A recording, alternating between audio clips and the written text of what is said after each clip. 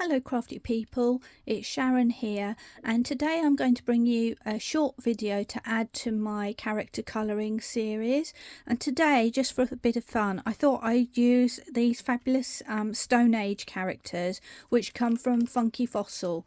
So if you're interested in these, you can order them direct from Funky Fossil, and they also have some dies to go with them to cut out the outlines. I love every single one of these stamps.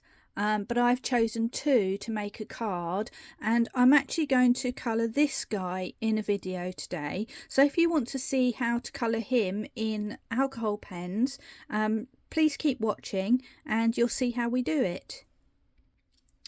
Meanwhile, here's an example of the kind of card you can make. I've used the Stone Age man, the dinosaur dog type creature and a bone, and some papers that I had in my stash. If you are interested in these papers, I don't know if it's still available anymore, but they were from a USB called Wonderful Wilderness, which is a tattered lace USB from quite some time ago. So you may be able to find that on eBay, for example, if you're interested. Okay, let's get to colouring. I've gone ahead and pre-stamped my caveman on Nina cardstock using a Memento ink pad. That's a dye paste ink pad which I'm using because I'm going to be colouring with alcohol pens, so those two things won't bleed together. The pens I'm using today are my Ohuhu pens, but the Honolulu B version. And what you will see with those is that they have a brush nib and they also have a fine nib. So that's the reason I've chosen these pens today, because as you can see there is some fine detail in there, but also some large areas that would benefit from a brush pen. So let's begin. Let's start with his nose, which seems a good place to start. I've got three skin tones for or three colours for his skin, which are Y110, Y120 and E160. And I'm going to start with Y110. Now I know this is technically a yellow, but that's why it's worth having swatches and checking out your colours, the actual ink, because to me this is like a very pale skin colour. It's kind of I don't know, peachy yellow, I guess you would say. I'm going to go for the brush pen side, and first of all I'm just going to give his nose a coating, and hopefully you can see when that goes down it is quite a sort of peachy fleshy sort of colour, really, isn't it? And now I'm going to go with my medium tone next, and still using my brush pen, and that's Y120. And there's two sides to these pens, and you can guarantee I'm going to open the wrong side every time. I'm going to add some shade around the edge of his nose. Nothing complicated, just kind of outlining the edge of his nose. And then I'm going to go with my darkest colour, which is E160. And this time, using the fine liner end, I'm going to just add some extra depth.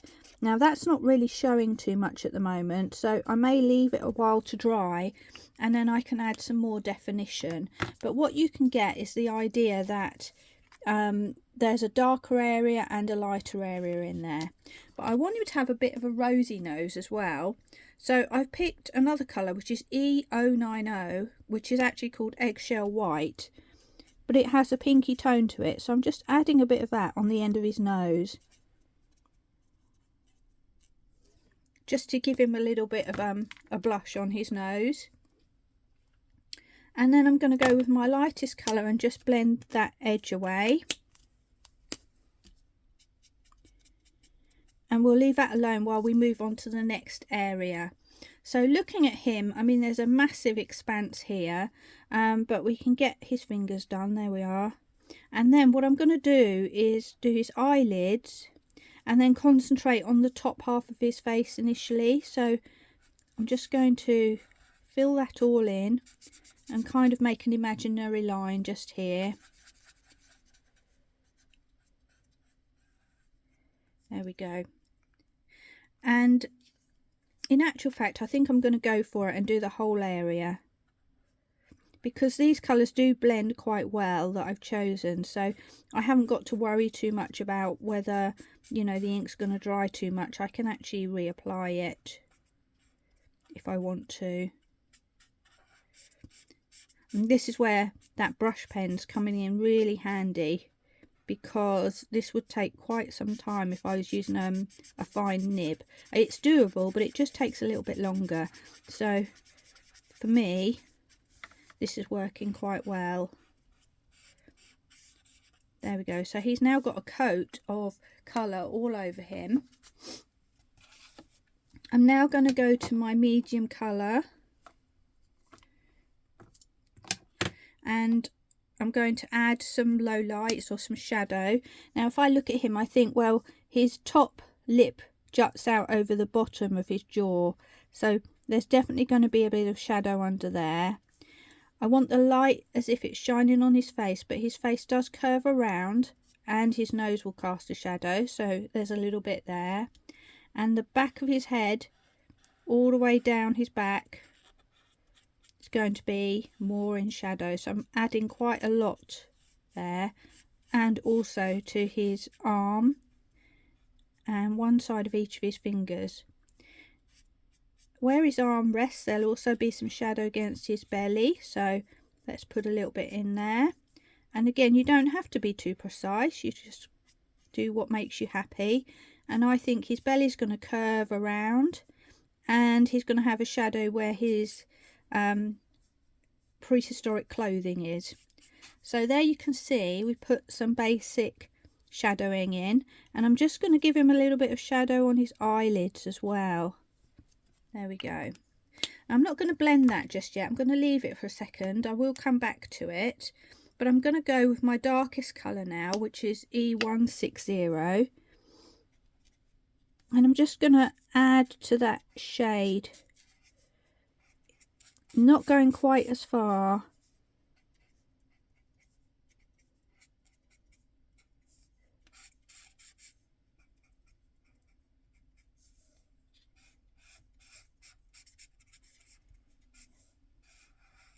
So I'm not being too careful about it or perfect or pristine. I'm just doing what I think, really. And then I'm going to go back to my medium colour and just touch the edges to blend that out just a fraction.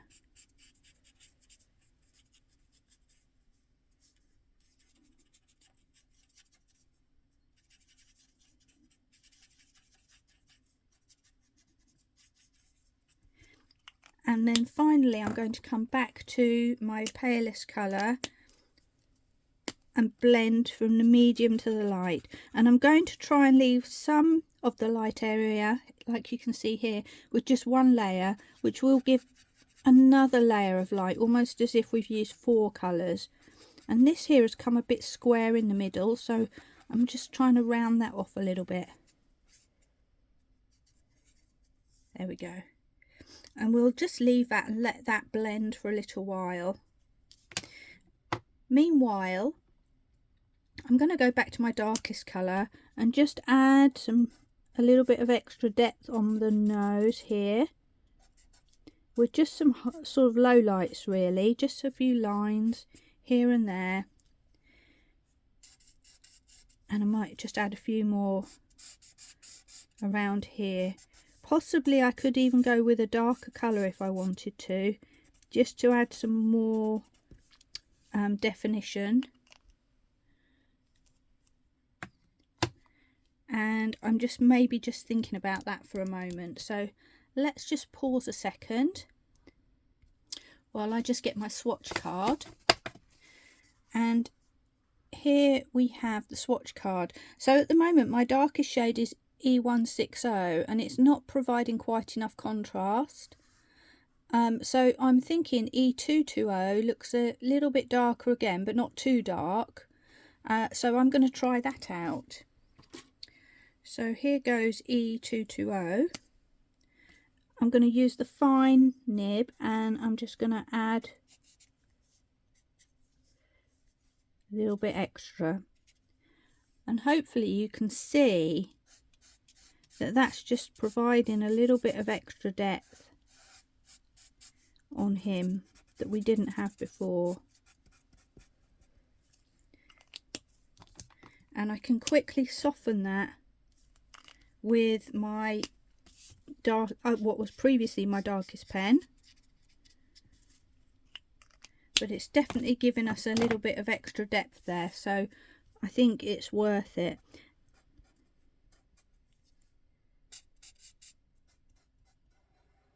I'm just using my fine nib this time because I only want a small amount, really, I guess you'd say.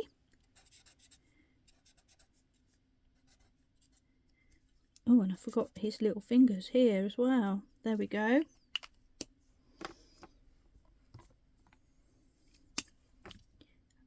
Back softening with my Y160.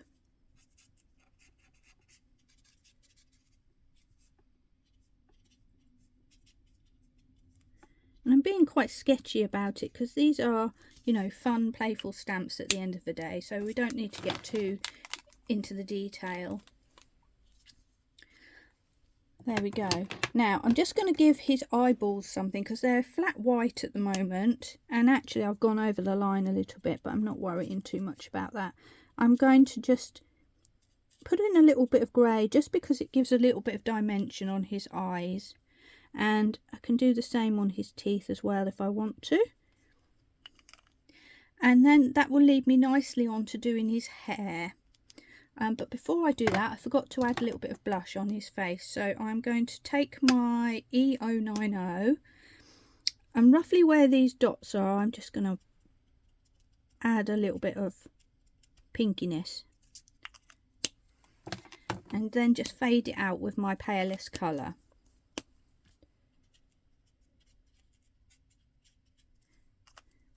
It hardly shows at all, but it makes a little bit of a difference.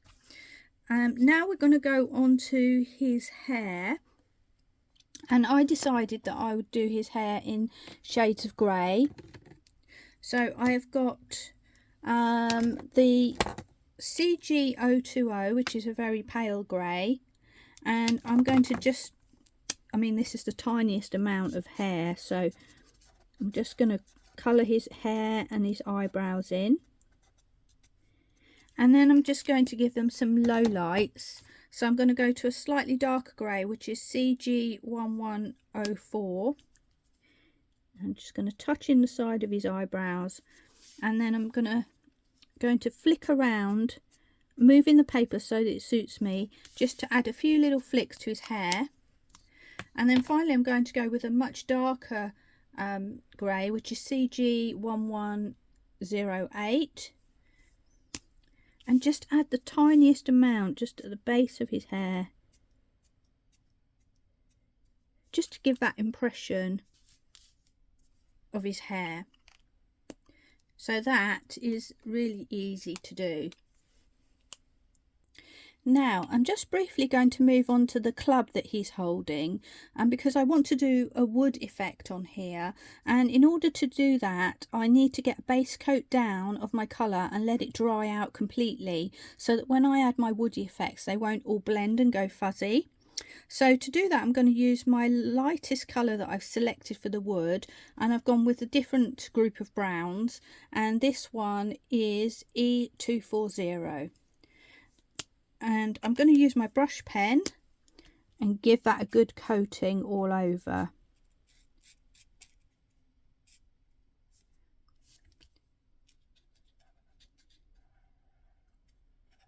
And I don't, you know, wood is textured, so I don't need a perfectly smooth layer. In fact, if it's a bit stripy, that might even help with my texture. So wood is actually quite a fun thing to do. There we go. So we've got the base layer down, which you can see I'm going for sort of darker browns now, rather than the pale peachy brown of his skin. And I'm going to leave that alone for a moment whilst I let that dry. And meanwhile, I've realised I've forgotten to do his feet.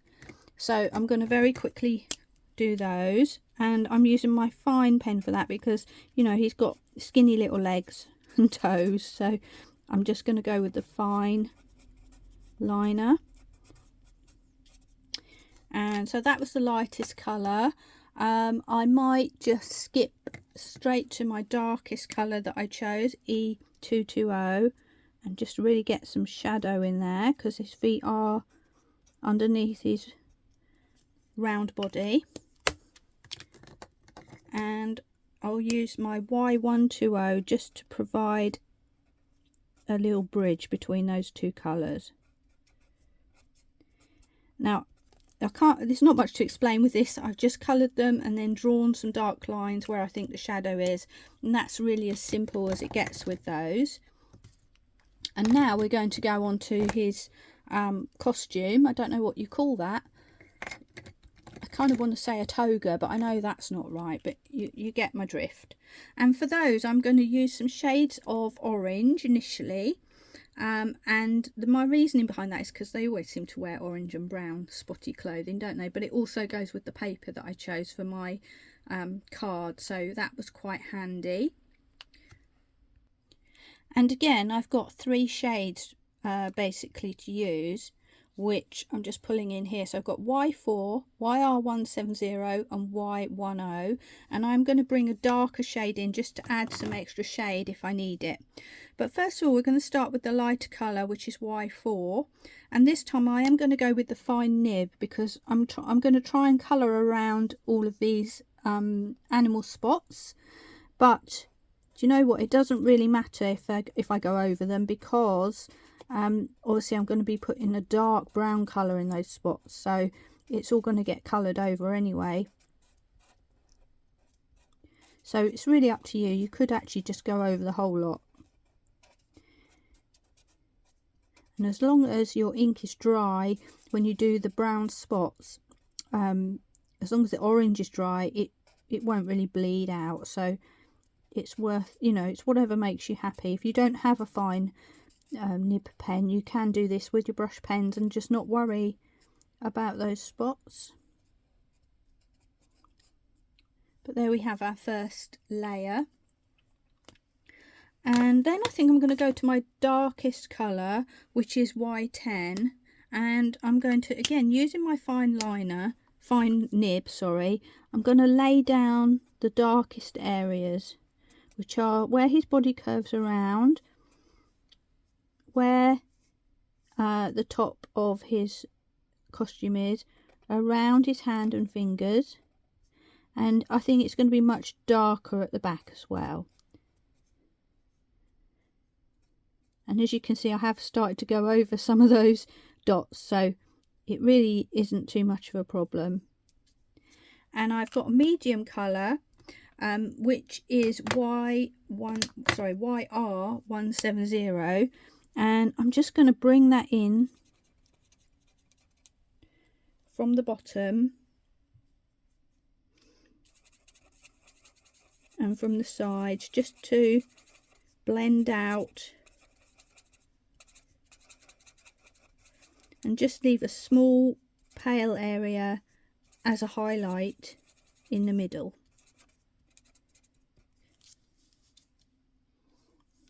So that's quite a subtle difference, but hopefully you can see it. And if it's not quite merging enough, you can just work it a little bit more. There we go. And I feel like I just want a bit more shadow on the edges where his body curves around. So I've now got Y11, which is more of a browny yellow, and I'm just going to bring that in just to boost that shadow where I feel it needs it. And what that does at the same time is it brightens up the bit in the middle, which is quite handy.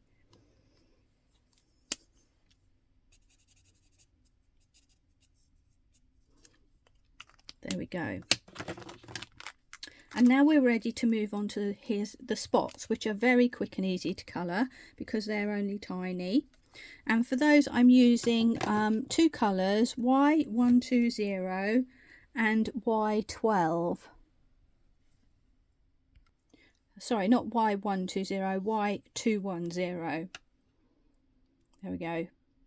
And Y12. Y12 is the dark colour. So again, I'm going to use my fine nib and I'm going to colour each of these dots in their entirety, and you can see that if you have gone over into those dots with your oranges, it really doesn't matter because the brown will completely cover it.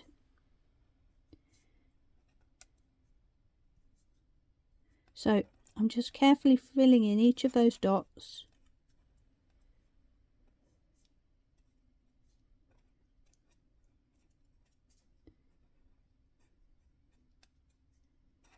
With my pen, and you can actually just leave them just like that if you want to. Nearly missed one there, look at that. Okay, they look fine because the rest of the outfit has got shape to it, but if you want to add a little extra element, go with a darker brown and just add a line where you would think the darkest area of your spot would be, and you don't need to go right up to the edge. Let me see if you can see. I've actually left a little gap. If you look at this one here, you can see the pale is slightly on the side there. So I'm just really just adding little indication lines here and there. There you go. You can sort of see it a bit better now. And that's as simple as it gets for his outfit, and we're just left to finish off his club. So we're going to do a wood effect for that, and this is also quite an easy thing to do. Now that we've let the pale colour dry, we need to select some darker browns, probably 2, so that we can get some wood texture going on in there. So for that I've selected 2 browns, which are E120 and E130, and I'm going to actually go back to my brush pen for this because I want to do some flicks. So starting with the palest of those colours, which is E120, I'm going to start adding some flicks. Again, if there's something that you think, oh, I'm not sure about this, start on the smallest, least intimidating area just to get the feel. But I'm just lightly touching and flicking up and down, bottom to top, top to bottom, to add a few little flicks. I'm then going to go to the top of the club and I'm going to do the same. I'm going to use my some of these guidelines, and I'm going to add some flicks top to bottom, or bottom to top, all different lengths, different thicknesses. There's no skill to it, and where there's a knot in the wood, I'm going to actually follow that like so. And I'm just going to add a little bit of shade at the bottom here because this is disappearing behind his back.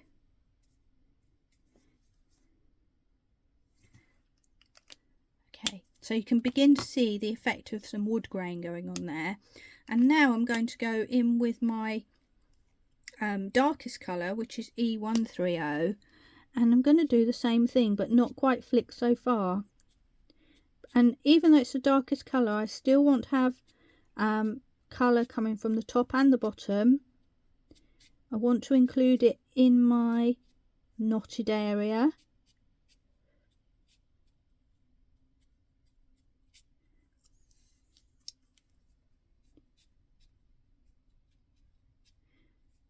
And you can just play around with it, but the important thing is to try to remember not to cover all of the original base colour.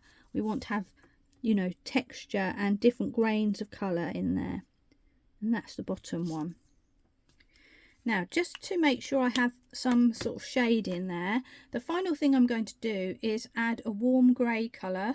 It's called WG4, and for this one, swap into my brush pen, I'm just going to add some right where the shadow would be.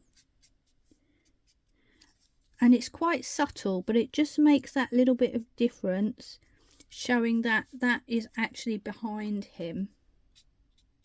And I can flick that up too if I want to. And there we have it. Our character is now coloured, ready to be die cut, and to go on to a card. So I hope you liked that video.